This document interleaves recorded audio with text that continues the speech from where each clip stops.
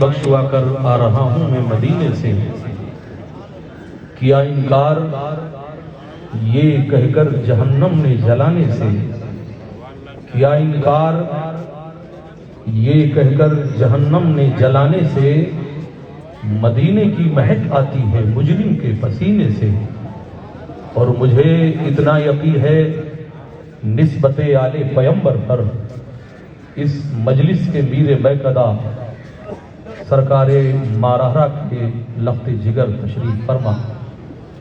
مجھے اتنا یقین ہے نسبت آل پیمبر پر، کہیں بھی لوگ دفنا دے اٹھوں گا میں مدینے سے، اور صبا لا کر کے دے دے خاک ان کے آستانے کی، صبا لا کر کے دے دے خاک ان کے آستانے کی، کہ ایک تدبیر سوجھی ہے مجھے بگڑی بنانے کی، کفن پہناؤ تو خاک مدینہ منہ پہ مل دینا، یہی بس ایک صورت ہے خدا کو منہ دکھانے کی۔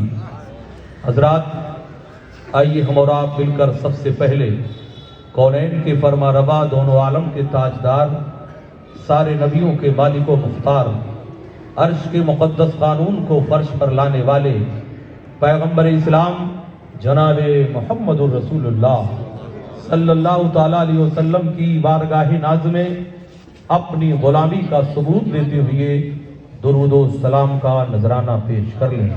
اللہم صلی علی سیدنا شفیعنا نبینا کریمنا مولانا محمد بارک وسلم، صلاۃ و سلام علیکہ سیدی یا رسول اللہ۔ حضرات، کچھ اور ہو نہ ہو اتنا ضرور ہوتا ہے، درود پڑھنے سے چہرے پہ نور ہوتا ہے۔ یہ مقدس رات بارگاہ رسالت میں خراج عقیدت پیش کرنے کی ہم سعادت حاصل کریں۔ کچھ اور ہو نہ ہو اتنا ضرور ہوتا ہے، درود پڑھنے سے چہرے پہ نور ہوتا ہے۔ حجت الاسلام امام غزالی رحمۃ اللہ تعالی علیہ اپنی معرکۃ الآراء کتاب مکاشفۃ القلوب میں ایک واقعہ نقل فرماتے ہیں۔ ایک مرتبہ حضرت جبریل علیہ السلام بارگاہ رسالت میں حاضری کی سعادت حاصل کرتے ہیں، عرض کرتے ہیں یا رسول اللہ، اگر اجازت ہو تو ایک واقعہ عرض کر دوں۔ میرے سرکار کو معلوم سب ہے، مگر تعلیم امت کے لیے ارشاد فرماتے ہیں، کہو جبریل کیا کہنا چاہتے ہو، عرض کرو کیا کرنا چاہتے ہو۔ حضرت جبریل کہتے ہیں یا رسول اللہ، آج کاشان نبوت پر حاضری کے لیے چلا، مگر راستے کا رخ میں نے بدل دیا، ایک مشہور پہاڑی پر گیا جسے کوہ قاف کہا جاتا ہے۔ پہاڑی کے دامن میں یا رسول اللہ میں نے دیکھا درد میں ڈوبی ہوئی آواز آ رہی تھی، کوئی آہو فغاں کر رہا تھا، کوئی گریہ وزاری کر رہا تھا، کوئی فریاد کر رہا تھا۔ یا رسول اللہ، جب میں قریب گیا دیکھا تو حیرت زدہ رہ گیا۔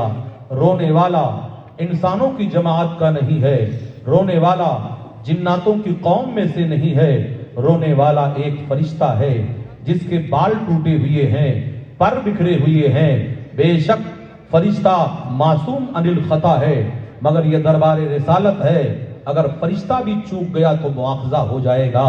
حضرات، حضرت جبریل علیہ السلام کہتے ہیں یا رسول اللہ، میں قریب گیا، میں نے اس فرشتے کو میں نے چوتھے آسمان پر شب معراج میں دیکھا تھا، نور کے تخت پہ جلوہ گر تھا، 70,000 فرشتے اس کی غلامی کے لیے مامور کر دیے گئے تھے۔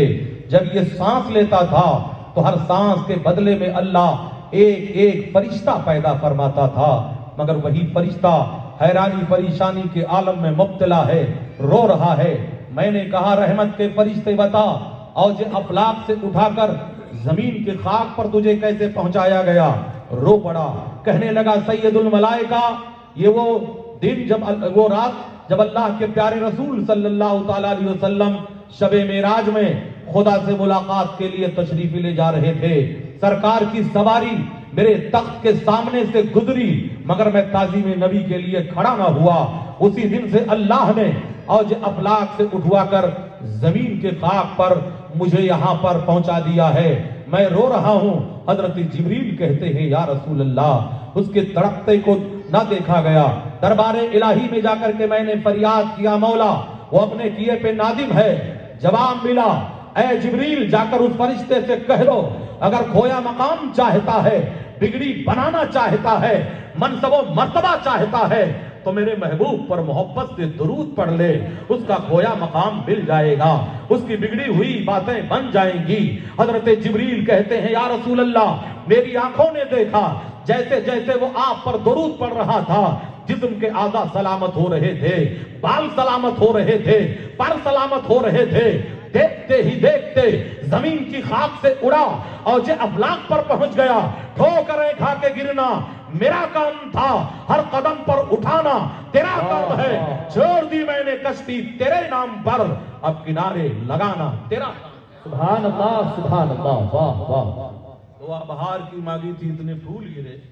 ڈاکٹر صاحب زمانہ ترقی کا ہے، تھوڑی ترقی دکھائیے۔ دعا بہار کی مانگی تھی، اتنے پھول گرے، کوئی جگہ نہ بچی میرے آشیانے میں، اے عرش نشیں فرش نشینوں کی خبر لے، افلاک کے سائے میں زمینوں کی خبر لے، طوفان تلاطم کے بہت تیز ہیں دھارے، اسلام کے کمزور سفینوں کی خبر لے۔ حضرات، یہ مقدس رات ہے اور ایک عبقری شخصیت حضور سیدنا شاہ عالم رحمت اللہ تعالی علیہ کے ادارے کا دستار بندی کا یہ جلسہ ہے، اور یہاں پر آل رسول تشریف فرما ہے۔ حضرات، یہ وہ لوگ ہیں جن کی محبت کو قرآن نے واجب قرار دیا ہے، یہ وہ لوگ ہیں جن کے نانا جان کے جسم سے ٹپکنے والا پسینے کا ایک قطرہ اگر سہاگن کے دوپٹے میں لگا دیا جائے تو صبح قیامت تک اس کی نسل مہوا کرتی ہے۔ تیری نسل پاک میں ہے بچہ بچہ نور کا، تو ہے عین نور تیرا سب گھرانہ نور کا۔ میرے نبی فرماتے ہیں من ماتا علی حب آل محمد ماتا شہیدا، جو میری اولاد سے محبت کر کے مرے گا وہ شہید ہو کر کے مرے گا۔ من ماتا علی بغض آل محمد ماتا کافرا، جو میری اولاد سے بغاوت کر کے مرے گا وہ کافر ہو کر کے مرے گا۔ یہ رتبہ بلند ملا جس کو مل گیا، ہر مدعی کے واسطے دار و رسن کہاں۔ وقت کی قلت کی بنیاد پر سراج چشتی مکمل اپنی بات کو سمیٹنے کی سعادت حاصل کرے گا۔ حضرات، یہاں میں مولانا اور خطیب بن کر کے نہیں آیا، بلکہ آل رسول کے قدم کے دھول کو چومنے کی سعادت حاصل کرنے کے لیے آیا۔ فرزانے ہنسے جس پہ وہ دیوانہ نہیں ہو، پی کر جو بہک جائے وہ مستانہ نہیں ہو، اے فرد علم میں بھی مجھے ضبط کی قوت، جو بھر کے چھلک جائے وہ پیمانہ نہیں ہو۔ سودا یہ زمانے میں خسارے کا نہیں ہے، ایمان کی دولت سے میں بیگانہ نہیں ہوں، میں شائق انوار حقیقی ہوں سراپا، جو شمع پہ جل جائے وہ پروانہ نہیں ہو۔ حضرات، دعا بہار کی مانگی تھی، اتنے پھول گرے، کوئی جگہ نہ بچی میرے آشیانے میں۔ حضرات، تاریخ کا کچھ چیپٹر پلٹ کر کے میں آپ کو آئینہ دکھانا چاہوں گا۔ یہاں پر حفاظ کرام کی بھی دستار ہو رہی ہے، علماء ربانیین کی بھی دستار ہو رہی ہے، قاری قرآن کو بھی فضیل دستار سے نوازا جا رہا ہے۔ حضرات، یہ قوم کے رہنما بھی ہیں اور اسلام کے عظیم دولہا بھی ہیں۔ میں مبارکباد ان ماں باپ کو پیش کرتا ہوں جن کے بچے آج عالم دین بن رہے ہیں، حافظ قرآن بن رہے ہیں، قاری قرآن بن رہے ہیں، عالم پناہ اور نہ سلطان جائیں گے، جنت میں فقط صاحب ایمان جائیں گے۔ اس راستے سے پھول بچھائیں گی رحمتیں، جس راستے سے حافظ قرآن جائیں گے۔ آج دیکھا یہ جا رہا ہے، آج دیکھا یہ جا رہا ہے، سب سے پہلے آج اسلام پر اٹیک کیا جا رہا ہے، کبھی قرآن کی عظمتوں کو پامال کرنے کی ناپاک جسارت کی جا رہی ہے۔ دیکھا کیا کیا گیا ہے۔ حضرات، آؤ اسی معاملے میں تھوڑی دیر میں عظمت قرآن پر گفتگو کر کے موقع رہا تو اور باتوں پر گفتگو کرنے کی سعادت حاصل کروں گا۔ حضرات، قرآن وہ کتاب ہے جو سب سے زیادہ دنیا میں پڑھی جانے والی اگر کوئی کتاب ہے تو قرآن ہے، سب سے زیادہ ہدیتاً بکنے والی اگر کوئی کتاب ہے تو قرآن ہے، سب سے زیادہ ٹرانسلیٹ ہونے والی اگر کوئی کتاب ہے تو قرآن ہے، سب سے زیادہ دنیا میں پڑھی جانے والی اگر کوئی کتاب ہے تو قرآن ہے۔ آؤ ذرا عظمت قرآن کو دیکھتے ہیں، جسے فضول سمجھ کر بجھا دیا تو نے، وہی چراغ جلاؤ تو روشنی ہوگی۔ عظمت قرآن کے حوالے سے گفتگو کرنا چاہوں گا۔ اے مسلمانوں، قرآن کی عظمت پر ذرا قربان جاؤ، قرآن کی شان پر ذرا قربان جاؤ، قرآن کی آن پر ذرا قربان جاؤ۔ میرے آقا صلی اللہ تعالی علیہ وسلم نے ہمیں جو تحفہ دیا ہے، اللہ تبارک تعالیٰ نے ہمیں جو عظیم نعمت دی ہے، اسی نعمت کو عظمت قرآن کہا جا رہا ہے۔ قرآن کی بات آ گئی ہے تو سنو، یہی وہ قرآن ہے جب میرے آقا صلی اللہ تعالیٰ علیہ وسلم کے حیات ظاہری میں قرآن کتاب کی شکل میں نہیں تھا۔ قرآن کہاں تھا؟ اونٹ کی ہڈیوں پہ لکھا ہوا تھا۔ قرآن کہاں تھا؟ اونٹ کے چمڑوں پہ لکھا ہوا تھا۔ قرآن کہاں تھا؟ ماربل کے سلوں پہ لکھا ہوا تھا۔ قرآن کہاں تھا؟ حافظوں کے سینے میں محفوظ تھا۔ آخر قرآن کو کتاب کی شکل میں کب لایا گیا ہے؟ ایک جنگ لڑی گئی ہے، جس جنگ کو جنگ یمامہ کہتے ہیں، جس فوج کے کمانڈر ان چیف حضرت خالد ابن ولید رضی اللہ تعالی عنہ ہیں۔ مسیلمہ کذاب سے لڑائی لڑی گئی تھی۔ اے مسلمانوں، اس جنگ میں 700 حافظ یا با اختلاف روایت 70 حافظ شہید کر دیے گئے تھے۔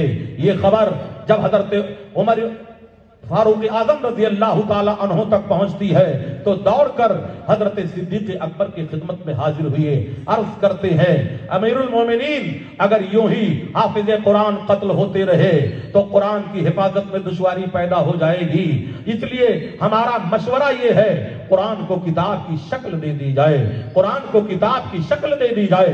حضرت صدیق اکبر نے کہا تھا نہ تو کوئی نص قطعی ہے اور نہ ہی سرکار کی کوئی حدیث ہے، وہ کام بھلا میں کیسے کر سکتا ہوں؟ تب حضرت عمر فاروق اعظم نے کہا تھا اگر کرنے کے لیے کہیں حکم نہیں ہے تو کہیں منع بھی نہیں کیا گیا ہے۔ اتنا سنتے ہی حضرت صدیق اکبر کہتے ہیں اے عمر، اللہ تیرے قبر کو روشن کرے، تو نے تو صدیق کے سینے کو روشن کر دیا۔ پھر وہیں پر کاتبین وحی کو بلایا گیا۔ آج ایک شخصیت جنہیں حضرت سیدنا امیر معاویہ رضی اللہ تعالی عنہ کہا جاتا ہے، جن کو ٹارگٹ بنایا جا رہا ہے، جن کی ذات پر اٹیک کیا جا رہا ہے، کاتبین وحی میں سے وہ ذات بھی ہے جنہیں امیر المومنین حضرت امیر معاویہ رضی اللہ تعالی عنہ کہا جاتا ہے۔ حضرات، عظمت قرآن کے حوالے سے گفتگو کرنا چاہوں گا۔ قرآن کا فیصلہ ہے، قرآن کی آیت ہے لو انزلنا هذا القرآن على جبل لرأيته خاشعا متصدعا من خشیۃ اللہ، جس کا مفہوم یہ ہے کہ اگر قرآن کو پہاڑ پہ نازل کر دیا جاتا تو ہیبت قرآن سے پہاڑ کا کلیجہ پانی پانی ہو جاتا۔ پہاڑ ایک طاقتور چیز ہے جو آتش جوالا سے بھی ٹکراتا ہے، طوفانوں سے بھی ٹکراتا ہے، تھپیڑوں سے بھی ٹکراتا ہے، مگر قرآن کی ایک آیت